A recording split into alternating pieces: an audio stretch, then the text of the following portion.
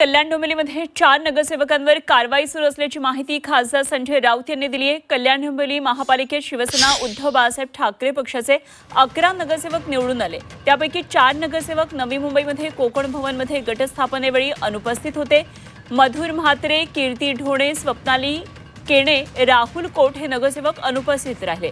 त्यामुळे या नगरसेवकांवर आता अपात्रतेची कारवाई सुरू असल्याचं राऊत म्हणाले आणि हे नगरसेवक मशालीवर निवडून आलेत, त्यामुळे ते कुठेही गेले तरी त्यांच्यावर कारवाई होणार असल्याचा इशारा राऊतांनी दिला आहे। जे गट बनवण्यासाठी उपस्थित राहत नाही आहेत त्यांच्यावर अपात्रतेच्या संदर्भातली कारवाई सुरू आहे आणि ती कारवाई यशस्वी होईल। मग ते कुठे गेलेले असू द्यात, जर ते मशालीवर निवडून आलेले आहेत आणि पक्षाची आचारसंहिता पाळत नसतील, निवडणूक आयोगाचे नियम पाळत नसतील, तर त्यांच्यावर कारवाई केली जाईल।